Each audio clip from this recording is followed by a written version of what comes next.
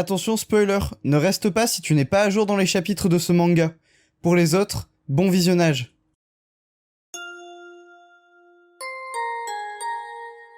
Bonjour à tous, c'est Saliste et on se retrouve aujourd'hui pour la review du chapitre 423 de My Hero Academia. Et Dieu sait que ce chapitre a fait parler de lui sur Twitter. Vraiment, ça fait 3-4 jours que tout le monde soit se plaint, soit trouve que le chapitre est bien, mais je vais pas vous mentir, on a surtout une majorité de gens qui pensent que c'est vraiment pas ouf. En gros, ce qui se passe dans ce chapitre, et sans trop vous spoiler ce que je vais vous dire ensuite dans la review, on arrive à la conclusion de ce combat final. Et donc, les gens considèrent ceci comme étant la fin de My Hero Academia. Alors bien sûr, il reste encore des choses à adapter dans My Hero Academia, des choses qu'on n'a pas vues. Il y a l'après-combat, bien sûr, qui va encore se dérouler durant les prochains chapitres. On peut estimer sur maximum une dizaine de chapitres restants, probablement peut-être un peu moins. En tout cas, on arrive vraiment à la conclusion de MHA ici avec la fin de ce combat final. J'ai quand même hâte de voir ce que la suite nous réserve, mais ce qui est sûr, c'est que c'est probablement la dernière fois que l'on voit Izuku combattre. Donc si c'est pas déjà fait, je vous invite à vous abonner et également vous pouvez laisser un pouce bleu sur cette vidéo qui est probablement le dernier chapitre de baston qu'on aura de tout My Hero Academia. Donc voilà, n'hésitez pas à laisser un pouce bleu, on essaye de battre le record de 1400 pouces bleus, donc smashez-moi ce bouton like. Rappelez-vous, la semaine dernière, tous les héros s'étaient réunis pour pouvoir permettre à Izuku d'arriver face à Shigaraki. Le chapitre de la semaine dernière se déclinait avec chaque héros qui se battait pour pouvoir laisser un passage à Izuku qui devait rejoindre Shigaraki / All for One, et le chapitre se terminait avec Izuku qui balançait son meilleur smash dans la tronche de All for One. Nous allons voir ce que le chapitre de cette semaine nous réserve sur ce générique.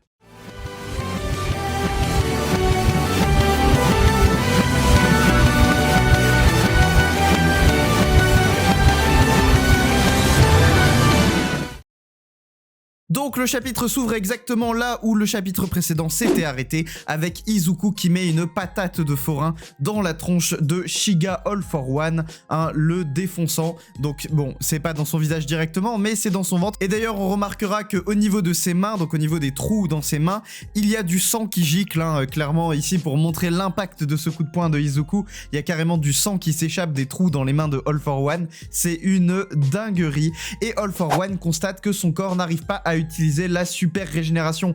Il ne comprend pas ce qui se passe et il se demande pourquoi il n'arrive pas à se régénérer. Sa première théorie qui nous est donnée sur la page suivante, c'est parce que individuellement, même si chacun des étudiants n'est pas une menace pour All for One, leur animosité s'est convergée dans une seule attaque, celle de Izuku, et il pense que c'est cette attaque ultra puissante qui résulte de l'émotion de chacun qui l'empêche de se régénérer. Mais ce n'est pas aussi farfelu que ça, nous avons la véritable explication qui nous est donnée en bas de page avec Izuku qui explique que quand il a transféré Yoichi ainsi que les autres utilisateurs, le One for All a eu pour effet d'avoir directement un impact sur le corps de All for One. Comme on le sait, lorsque All Might a transféré le One for All à Izuku, il fallait que Izuku renforce son corps pour pouvoir tenir ne serait-ce que la puissance du One for All, et encore même là, il était à chaque fois à la limite de se détruire les os, et c'est même ce qui arrivait au début, on se souvient bien qu'il se cassait les bras et les jambes à chaque fois qu'il utilisait le One for All, mais heureusement pour lui, son corps n'a pas explosé. Ici par contre, on utilise donc la puissance des 8 précédents utilisateurs,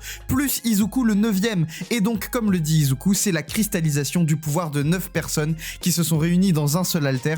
Le One for All a été poussé à son paroxysme, et il est beaucoup trop puissant pour être géré par le corps de All for One. All for One a donc réussi à récupérer le One for All, mais à quel prix? Son corps n'est pas capable de le tenir, donc il commence à se désagréger, sauf que celui-ci n'est pas prêt d'abandonner, donc il décide d'utiliser ses autres haltères pour essayer de reconstituer, renforcer son corps, l'empêcher de se désagréger, mais malheureusement ça ne suffit pas. Bien sûr, il est toujours dans le déni, il dit que seul son rêve se réalisera, que rien ne sera hérité ou transmis et qu'il n'y a qu'un seul roi des démons. Cependant, il faut à tout prix qu'il change de corps parce que ce corps-là n'est plus assez résistant et il est à moitié détruit. Donc il doit transférer le All for One à une autre personne pour pouvoir prendre sa conscience comme il l'a fait avec Shigaraki.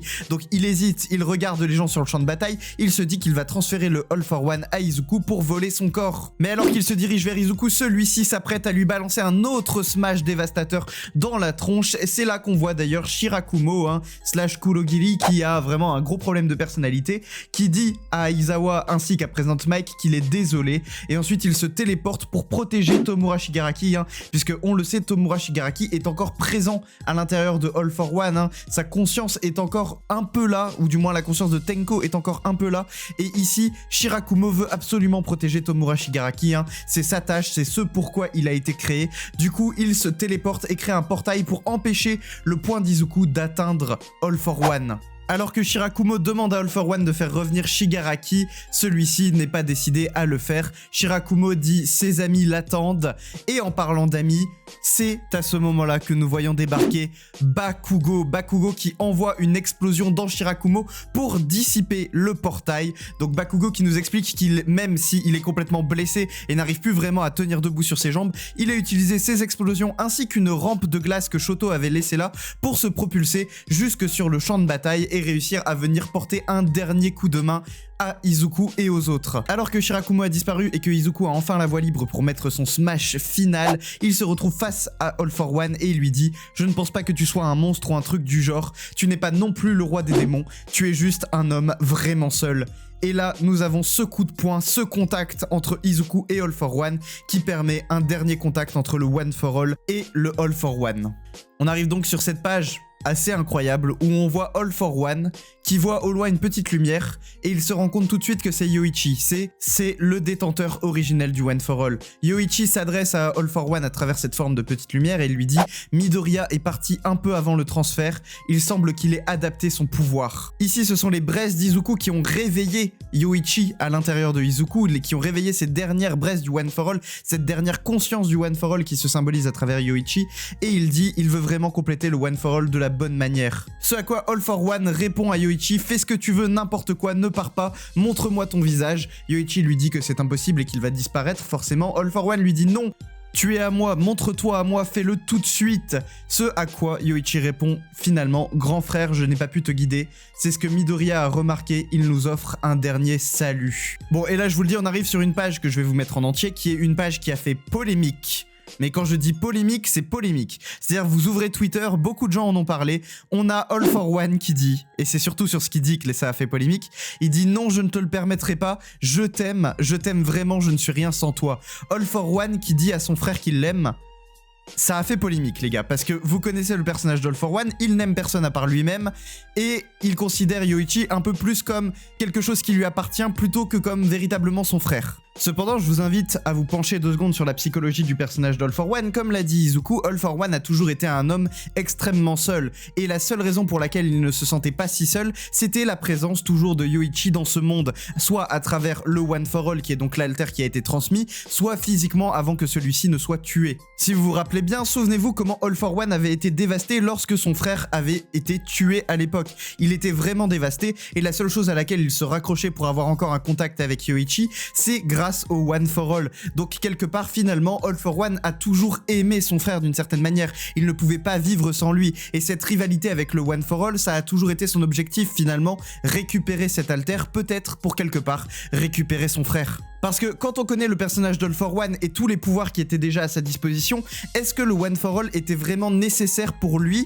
pour pouvoir gouverner sur le monde? Avoir le One for All, c'était pas un outil supplémentaire pour All for One, c'était quelque part juste s'assurer que personne n'allait l'empêcher de gouverner le monde, puisque le One for All représentait une menace pour son plan, mais pas vraiment un outil qui lui aurait permis de réussir, puisque All for One était déjà bien assez puissant comme ça pour réussir sans le One for All. Juste en ayant le One for All, il empêche n'importe qui de se battre contre lui. Mais d'un autre côté, en récupérant le One for All, il récupère surtout son frère. Alors peut-être que son but depuis le départ n'était pas simplement de voler le One for All pour avoir plus de pouvoir, mais tout simplement de voler le One for All pour être moins seul. Bref, Yoichi lui dit « Il est temps pour toi de payer pour le crime d'avoir utilisé tant de gens pour ton propre compte, et je ne suis pas le seul qui l'a réveillé. » Et donc quand il dit qu'il a réveillé, il parle des braises que Izuku a utilisées, et on voit en fond effectivement toutes les autres personnes qui ont été réveillées par ça, c'est-à-dire tous les anciens détenteurs détenteur du One for All, ainsi que Shigaraki, puisque Shigaraki, ou du moins Tenko Shimura, est le 10e détenteur du One for All techniquement,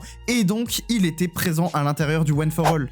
D'où cette théorie incroyable, je trouve, puisque je l'avais déjà dit dans une précédente review, que Tomura Shigaraki était le 10e détenteur du One for All, puisqu'il avait volé le One for All. En fait, si on regarde son véritable prénom, c'est Tenko Shimura, et dans Tenko, il y a Ten, et Ten, c'est 10 en anglais, donc c'était peut-être un indice déjà de la part de l'auteur, puisqu'on le sait, chaque détenteur du One for All possède dans son nom un indice par rapport au numéro auquel il correspond dans l'ordre de possession du One for All.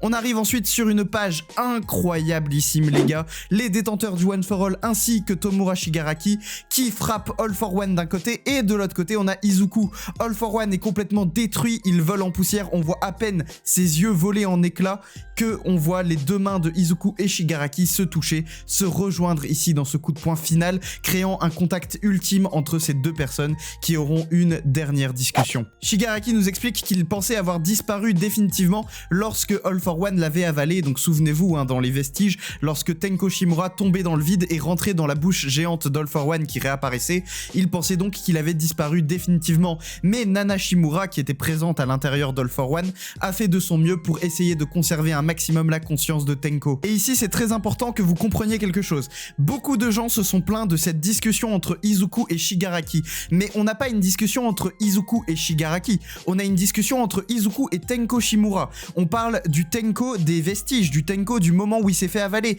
On parle de ce dernier contact. On rappelle que le contact précédent entre Izuku et Tenko Shimura, c'est lorsque Izuku a empêché le père de Tenko de lui mettre cette gifle dans sa tronche, et que donc on a All for One qui ressurgissait pour empêcher Tenko justement de passer du bon côté. Souvenez-vous de la chose qu'All for One lui a dit à ce moment-là lorsqu'il est réapparu. Il lui a dit: tu es trop faible. Il a dit que un simple être humain comme Izuku avait réussi à le faire vaciller, puisqu'on le rappelle, à ce moment-là, Tenko était redevenu gentil. Shigaraki, qui était matérialisé sous la forme de Tenko Shimura, puisqu'on était dans l'intérieur des souvenirs de Tenko Shimura, était redevenu gentil, entre guillemets. Izuku avait réussi à sauver Tenko, mais ce qui l'a empêché vraiment de le voir, ce qui nous a empêché à nous, en tant que lecteurs, de vraiment prendre conscience de ça, c'est la réapparition de All for One. Donc ici, on n'a pas une discussion entre Izuku et le Shigaraki qui veut tout détruire, on a une discussion entre Izuku et le Tenko Shimura qu'il a réussi à sauver. Donc Tenko répond à Izuku qu'il est un sale gosse qui pleure comme t'as dit, donc effectivement, puisque Izuku lui avait dit qu'il voyait juste l'enfant qui pleure au fond de lui,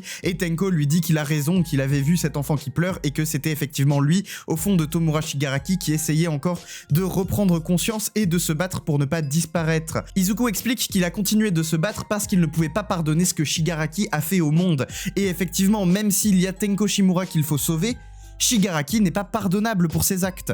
Puisqu'on rappelle, il a quand même tué énormément de monde, il a détruit le monde, il a fait planer une menace intersidérale sur la planète entière, et il a détruit en partie le Japon. Donc Shigaraki n'est pas pardonnable. Cependant, ça ne veut pas dire que Tenko Shimura n'est pas sauvable. Souvenez-vous, lorsque Izuku avait discuté avec Nana Shimura dans les vestiges, Nana Shimura lui a dit qu'il n'y avait que deux options, soit sauver Tenko Shimura, soit tuer Tomura Shigaraki. Et Izuku pensait à une troisième option.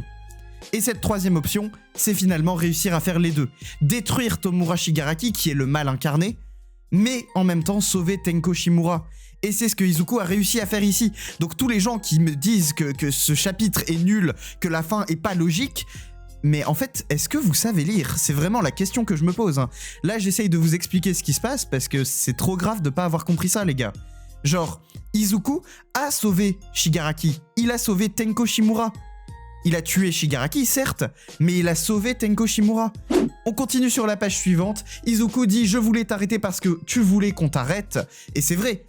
Ici, quand Izuku dit ça, Tomura Shigaraki ne voulait pas être arrêté, mais Tenko Shimura voulait que Tomura Shigaraki soit arrêté. Souvenez-vous, à chaque fois que Izuku a eu un contact avec Tenko Shimura était cet enfant qui pleure, cet enfant qui ne voulait pas que son corps et son alter soient utilisés pour détruire le monde.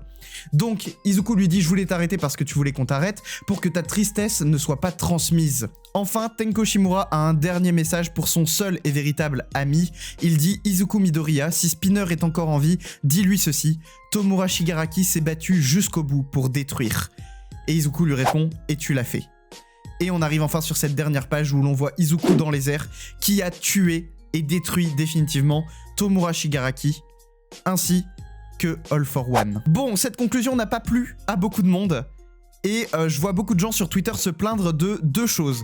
Premièrement, ils n'ont pas compris ce qui s'est passé véritablement entre Izuku et Shigaraki. Ils n'ont pas compris pourquoi Shigaraki meurt en fait. Plein de gens sur Twitter ont dit « Oui, Izuku a passé tellement de temps à essayer de sauver Shigaraki, alors c'est pas logique qu'il le tue. » Mais encore une fois, Izuku a tué Shigaraki parce que ce n'est pas pardonnable. On ne peut pas pardonner à Shigaraki le nombre de meurtres qu'il a fait. Mais il a quand même sauvé Tenko Shimura, comme je vous l'ai dit plus tôt dans le chapitre. Izuku a certes tué Shigaraki, mais il a sauvé la personne qu'il devait sauver.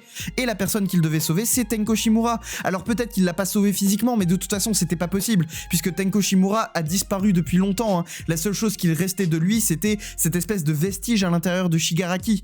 Le véritable Tenko Shimura avait disparu depuis longtemps. Ici, Izuku certes n'a pas physiquement sauvé Tomura Shigaraki puisqu'il l'a détruit et l'a tué, mais il a quand même permis son salut. Et en permettant ce salut, d'une certaine manière, il a sauvé les derniers vestiges de Tenko Shimura, en les sauvant de l'emprise de All for One et du côté négatif de Shigaraki. Également, et c'est parti pour un petit instant théorie, beaucoup de gens disent que Izuku n'a plus le One for All, ce avec quoi je suis pour le moment d'accord. Izuku a transféré intégralement le One for All à All for One, c'est ce qui l'a fait exploser d'ailleurs, donc on sait que le One for All a été complètement transféré. Cependant, et on va revenir sur une case que je ne vous ai pas montrée jusqu'à maintenant mais qui était un peu plus tôt dans le chapitre, lorsque Shigaraki et Izuku ont donné leur coup de poing final dans All for One, leurs bras se sont touchés, leurs mains se sont touchées. On voit d'ailleurs que la main d'Izuku est en sang, on voit des gouttes de sang qui volent dans tous les sens. Est-ce que ce contact n'a pas permis à Shigaraki de retransférer le One for All à Izuku juste avant de disparaître? Parce que quand on y pense, on est quand même dans My Hero Academia et pas dans My Réorientation après ma première année Academia. Donc, à mon avis, pour la cohérence de l'histoire et Izuku qui puisse continuer à aller à UA et devenir un héros professionnel comme il l'a toujours voulu, il lui faut forcément un alter. Et donc je pense que la transmission du One for All s'est faite une dernière fois et que Izuku a récupéré cet alter. Ou alors, deuxième petite théorie que je n'ai vue nulle part sur Twitter, mais que je me permets quand même de vous donner ici, Izuku n'a peut-être pas récupéré le One for All, d'accord? Mais ça ne veut pas dire qu'il n'a pas récupéré un alter. Peut-être que Tomura Shigaraki a transmis une dernière fois à Izuku un alter avant de mourir. Alors, il y aura peut-être un symbolisme derrière l'alter choisi, je vais pas faire de théorie sur quel alter Izuku pourrait récupérer, mais on rappelle que Tomura Shigaraki possède quand même en lui le All for One qui permet de transmettre et de prendre n'importe quel alter à n'importe qui. Donc c'est pas impossible qu'il lui ait donné une dernière fois un alter, je sais pas lequel, pour permettre à Izuku d'être un héros. Parce que Izuku ne peut pas être un héros sans alter. Ça, All Might nous l'a dit dès le premier chapitre. Donc Izuku ne pourra pas être un héros sans alter. Donc pour moi, un dernier alter a été transmis. Alors le plus probable, c'est que ce soit le One for All qui a été redonné. Mais j'aime bien la symbolique de me dire que le One for All et le All for One ont été détruits en même temps. Donc on verra ce que ça donne dans les prochains chapitres qui arriveront pas la semaine prochaine mais la semaine d'après parce qu'il y a une pause. Dites-moi si vous voulez une vidéo explicative sur pourquoi la fin de My Hero Academia n'est pas ratée, parce que comme beaucoup de monde semble penser que cette fin est ratée, peut-être que je ferai une vidéo à part entière pour en parler si jamais vous le voulez. Donc dites-le moi en commentaire. Abonnez-vous, laissez un pouce bleu, activez la cloche, n'hésitez pas à me suivre sur les réseaux sociaux, Twitter, Instagram, TikTok, tous les liens sont dans la description. C'était Sadiste et moi je vous dis à dans 2 semaines pour la prochaine review. Salut!